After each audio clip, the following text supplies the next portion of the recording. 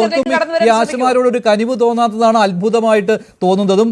വീട്ടിൽ വന്നപ്പോൾ ആട്ടിപ്പായിക്കുക വരെ ചെയ്ത ആരോഗ്യമന്ത്രിയാണ് നമ്മുടേത്. ശ്രീ പ്രിന്റു, ഏറ്റവും ഒടുവിൽ ഇപ്പോൾ സുരേഷ് ഗോപി കേന്ദ്രത്തിൽ പോയി വീണ്ടും ചർച്ച നടത്തി എന്ന വിവരം അറിഞ്ഞു. അവിടെ കേന്ദ്രമന്ത്രി സുരേഷ് ഗോപിയെ അറിയിച്ചത് ഇത് തന്നെയാണ്, കേന്ദ്രത്തിൽ നിന്ന് ഇനി ഒന്നും തരാനില്ല എന്ന്. അങ്ങനെയാണോ യഥാർത്ഥത്തിൽ കാര്യങ്ങൾ? എന്താണ് ഇപ്പോൾ അക്കാര്യത്തിൽ പുതുതായിട്ട് വന്നിട്ടുള്ള കാര്യം കേന്ദ്രത്തിൽ നിന്ന്?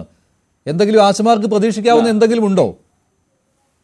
തീർച്ചയായും അങ്ങ് തുടക്കത്തിൽ സൂചിപ്പിച്ചതുപോലെ തന്നെ ഇതിനകത്ത് കൃത്യമായിട്ട് ഈ കേന്ദ്ര സർക്കാരിനെതിരെയുള്ള ആസൂത്രിതമായിട്ടുള്ള ഒരു പ്രൊപ്പഗാൻഡ പ്രചരിപ്പിച്ചുകൊണ്ട് എല്ലായ്പ്പോഴും ഈ കേരള സർക്കാർ ഈ കേരളത്തിലെ ജനങ്ങളെ പൊതുവെ വിഡ്ഢികളാക്കുന്ന ഒരു സമീപനമാണ് പല പദ്ധതികളുടെയും കാര്യത്തിൽ കാണുന്നത്. ഒരുപാട് നമ്മൾ പറയുമ്പോൾ ലൈഫ് മിഷന്റെ പദ്ധതി ആയിക്കോട്ടെ, ഹരിത വർക്കർമാരുടെ പദ്ധതി ആയിക്കോട്ടെ, അതോടെ തൊഴിലുറപ്പ് പദ്ധതി ആയിക്കോട്ടെ, അംഗനവാടി ജീവനക്കാരുടെ കാര്യമായിക്കോട്ടെ. പക്ഷെ ഇപ്പോ ഈ ആശാ വർക്കർമാർ സമരത്തിന് ഇറങ്ങിയപ്പോഴാണ് സത്യത്തിൽ ഈ കേന്ദ്രത്തിന്റെ സഹായം കേരളത്തിന് എത്രത്തോളം കിട്ടുന്നുവെന്നും കേന്ദ്രത്തിന്റെ കാര്യങ്ങൾ വളരെ കൃത്യമായിട്ടാണ് കേന്ദ്ര സർക്കാർ കേരളത്തിന് നൽകുന്നുള്ള കാര്യം വ്യക്തമാക്കാൻ കൂടി ഈ ഒരു സമരം സഹായിച്ചിട്ടുണ്ട്. അതിന് ആശാ വർക്കർമാരോട് ഞങ്ങൾ ആദ്യമേ നന്ദി പറയട്ടെ. ഈ സത്യത്തിൽ ഈ CPM പ്രതിനിധി പറയുന്നത് പോലെ ഒരു കനകുലുവിന്റെ ഇലക്ഷൻ മാനേജ്മെന്റിന്റെ പ്ലാനിന്റെ ഭാഗമായിട്ടോ അല്ലെങ്കിൽ സർക്കാരിനെതിരെയുള്ള വലിയ ഗൂഢാലോചനയുടെ ഭാഗമായിട്ടൊന്നുമല്ല ഇവർ ഈ സമരത്തിന് ഇറങ്ങിയിട്ടുള്ളത്. പട്ടിണി കിടന്ന് മരിക്കാതിരിക്കാൻ വേണ്ടിയിട്ടാണ്. അത് നമ്മൾ മനസ്സിലാക്കേണ്ടത്. 232 രൂപയ്ക്ക് വേണ്ടിയിട്ട് കഴിഞ്ഞ 4 മാസമായി കിട്ടാതെ പട്ടിണി കിടന്ന് മരിക്കാതിരിക്കാൻ വേണ്ടിയിട്ടാണ് ഈ പാവപ്പെട്ട അമ്മമാർ സമരത്തിന് വന്നിട്ടുള്ളത്. ആ സമരത്തിന് നമുക്കറിയാമല്ലോ, ഈ പല രീതിയിലുള്ള ചർച്ചകൾ കഴിഞ്ഞ 5-6 മാസങ്ങളായിട്ട് ഈ സർക്കാരുമായിട്ട് ആശാവർക്കർമാർ നടത്തുന്നുണ്ട്. അങ്ങനെ നിരുപാധികമായി സർക്കാരിന് കീഴടങ്ങിക്കൊണ്ട് കുലംകുത്തികളായിട്ടുള്ള CITUവിന്റെ നേതാക്കന്മാർ സർക്കാരിന് കീഴടങ്ങിയപ്പോഴാണ് ഈ പാവപ്പെട്ട അമ്മമാർ, അത് 50 പേരോ 100 പേരോ 500 പേരോ ആവട്ടെ, അത് കേന്ദ്രം തരാനുള്ള പൈസയുടെ കണക്ക് ഇന്നും ആരോഗ്യമന്ത്രി പറയുന്നുണ്ടായിരുന്നു കേട്ടോ, 98 കോടിയുടെ കണക്ക്. തീർച്ചയായും അതിലൊരു വ്യക്തത വരുത്തൂ പ്രിന്റു. അപ്പോ സ്വാഭാവികമായിട്ട് സ്വയം PI വന്നവരാണ്, നീതി നിഷേധിച്ചപ്പോൾ സ്വയം PI ആയിട്ട് വന്നവരാണ്. അപ്പൊ സ്വാഭാവികമായിട്ട് ഈ സർക്കാരിന് അവർക്കെതിരെ പല രീതിയിലുള്ള കുപ്രചരണങ്ങൾ നടത്തേണ്ടതുണ്ട്. അതിൽ ഒന്നാമത്തെ കുപ്രചരണം എന്ന് പറയുന്നത് കേന്ദ്ര സർക്കാർ പണം തന്നില്ല എന്ന്. ഈ ആദരണീയായിട്ടുള്ള വീണ ജോർജ് ഈ കള്ളം കേരളത്തിലെ ജനങ്ങളോട് ഈ സമരം ആരംഭിച്ച മുതൽ അല്ലെങ്കിൽ ആരംഭിക്കുന്നതിന് മുമ്പേ ഇതോടെ പറയുന്നുണ്ട്. നിങ്ങൾ കൃത്യമായിട്ട് കേന്ദ്ര സർക്കാരിനോട് 12/2/2026 ബാലൻസ് ഉള്ള ഗഡുവായിട്ടുള്ള 120.45 കോടി രൂപ കേന്ദ്ര സർക്കാർ അവസാനത്തെ ഗഡു അടക്കം 2024-25 വർഷത്തെ പണം പൂർണ്ണമായിട്ട് നൽകിയിട്ടുണ്ട്. പിന്നെ എങ്ങനെയാണ് ഈ കേന്ദ്രം പണം തന്നില്ല എന്ന് പറയുന്നത്? ഇത് NHM വിഹിതത്തെ കുറിച്ച് ആദരണീയനായിട്ടുള്ള നമ്മുടെ കൊല്ലത്തെ MP, നമുക്കറിയാമല്ലോ, MK പ്രേമചന്ദ്രൻ UDFന്റെ MP ആണ്. അദ്ദേഹം പാർലമെന്റിനകത്ത് ഫെബ്രുവരി 7-ാം തീയതി ഈ വിഷയവുമായി ബന്ധപ്പെട്ട് ഒരു ചോദ്യം ചോദിച്ചു.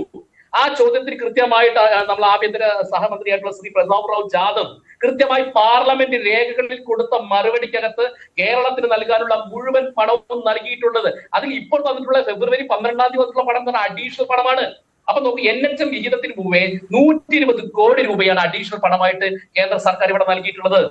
പദ്ധതി വിഹിതങ്ങൾ മുടങ്ങിയിട്ടുണ്ട്. അത് 2023-24 കാലഘട്ടങ്ങളിലാണ്. അത് മുടങ്ങാനുള്ള കാരണം എന്താണ്? കോ ബ്രാൻഡിങ്ങിന്റെ ഭാഗമായിക്കൊണ്ട് നമുക്കറിയാമല്ലോ, കേന്ദ്ര സർക്കാരിന്റെ പദ്ധതികളുടെ പേര് ഇവിടെ പ്രഖ്യാപിക്കില്ല എന്ന് പറഞ്ഞപ്പോൾ അതുമായി ബന്ധപ്പെട്ട തർക്കം നിന്ന സമയത്താണ് ഒന്ന് മുടങ്ങിയത്. രണ്ടാമത്തെ നമുക്ക് 4 പാതകളായിട്ടാണ് ഈ പണം കേന്ദ്രം അനുവദിക്കുക.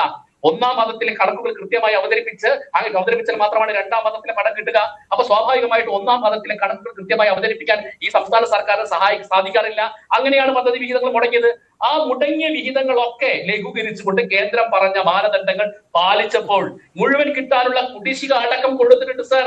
എന്നിട്ട് വീണ ജോർജ് ഇങ്ങനെ കേരളത്തിലെ ജനങ്ങളെ വിഡ്ഢികളാക്കുകയാണ്. അങ്ങനെയാണെന്ന് ഞാൻ ചോദിക്കട്ടെ, മാർച്ച് 10-ാം തീയതി പാർലമെന്റ് കൂടുന്നുണ്ടല്ലോ, CPMന്റെ ഇടതുപക്ഷത്തിന്റെ MP മാരുണ്ടല്ലോ, നിങ്ങൾ ചോദിക്കൂ, പാർലമെന്റിനകത്ത് വെല്ലുവിളിക്കാണ്. ഇനി UDFന്റെ MP മാരുണ്ടെങ്കിൽ UDFന്റെ MP ഞങ്ങൾ വെല്ലുവിളിക്കണം. നിങ്ങൾ പാർലമെന്റിനകത്ത് ചോദിക്കൂ, കേരളത്തിന് NHM വിഹിതത്തിന്റെ പേരിൽ 1 രൂപ കിട്ടാനുണ്ടെങ്കിൽ ഞങ്ങൾ കേന്ദ്രം, അപ്പൊ ഞങ്ങൾ മറുപടി പറയാം. അപ്പൊ 1 രൂപ പോലും ഇല്ല. മാർച്ച് 10-ാം തീയതി പാർലമെന്റ് സമ്മേളനം നടക്കണല്ലോ. അപ്പൊ കേരളത്തിലെ ജനങ്ങളെ വിഡ്ഢികളാക്കാൻ വേണ്ടിയിട്ട് ഇങ്ങനെ വലിയ, നമ്മൾ ആഗോള ഇൻഡെക്സിൽ 1-ാമത്, ഹാപ്പിനെസ് ഇൻഡെക്സിൽ 1-ാമത്, ദാരിദ്ര്യത 1 പറയാണ്. പക്ഷേ 223 രൂപ നമ്മുടെ പാവപ്പെട്ട ആശാവർക്കർക്ക് കൊടുക്കാനുള്ള ഗതികെട്ട സർക്കാർ. ആ ഗതികെട്ട സർക്കാരിന് സത്യത്തിൽ പിണറായി വിജയന് ഇന്ദ്രനെയും ചന്ദ്രനെയും ഒന്നും പേടിയില്ല. പക്ഷെ പാവപ്പെട്ട ആശാവർക്കർമാരെ പേടിയാണ്.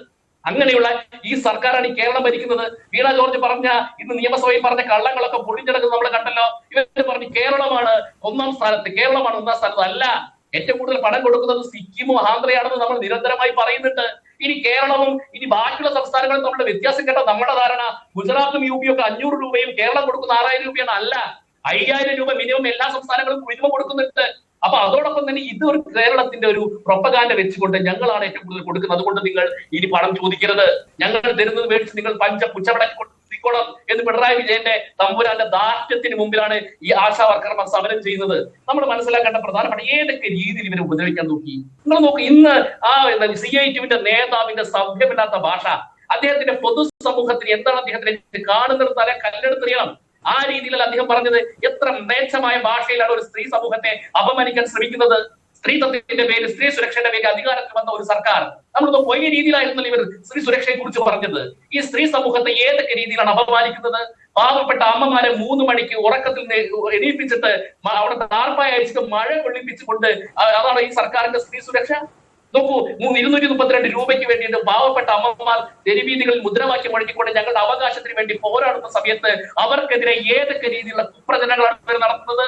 പാട്ടുപിരിവുകാരിൽ സാർ നോക്കൂ, പാട്ടയിലുള്ള കീടങ്ങളെ മാറ്റിക്കൊണ്ട് നമുക്ക് നമ്മുടെ ആരോഗ്യത്തെ സംരക്ഷിക്കുന്ന ആളുകളാണ് ഇവർ. അപ്പൊ കേന്ദ്രത്തിനെതിരെയുള്ള കുപ്രചരണം ഇവിടെ പൊളിഞ്ഞു വീഴുകയാണ്. ആദരണീയനായിട്ടുള്ള സുരേഷ് ഗോപി കൃത്യമായിട്ട് അവിടെ വരുന്നു. അദ്ദേഹം പറഞ്ഞു, അദ്ദേഹം ഇന്നത്തെ ദിവസം ഇതിനു വേണ്ടി മാത്രമാണ് ഡൽഹിയിൽ പോയത്. ഡൽഹിയിൽ പോയിട്ട് നമ്മുടെ ഹെൽത്ത് മിനിസ്റ്റർ JP നദ്ദയുമായിട്ട് സംസാരിക്കുന്നു. നദ്ദ കൃത്യമായിട്ട് കാര്യങ്ങൾ വിശദീകരിച്ചുകൊണ്ട് മനസ്സിലാക്കുന്നു. ആ വിശദീകരണമായിട്ട് നാളെ നമ്മുടെ കേന്ദ്രമന്ത്രി ഇവരെ കാണാൻ വീണ്ടും വരുന്നുണ്ട്. ശരി, ആ കേന്ദ്രത്തിന്റെ ആ വിശദീകരണം എന്താണ് എന്ന് നാളെ മനസ്സിലാക്കാം. അതോടൊപ്പം തന്നെ പ്രിന്റ് പറഞ്ഞ ഒരു കാര്യം ശരിയാണ്, പാർലമെന്റിൽ ചോദ്യങ്ങൾ ഉന്നയിക്കുമ്പോൾ മനസ്സിലാക്കാൻ കഴിയും എത്ര പണം കേന്ദ്രം തരാനുണ്ട് എന്ന്. അവിടെ മൂടി വയ്ക്കുവാൻ എന്തായാലും കേന്ദ്രത്തിന് കഴിയുകയില്ല. ശ്രീമതി റോസമ്മ, ഇപ്പോൾ ഇവിടെ ശ്രീ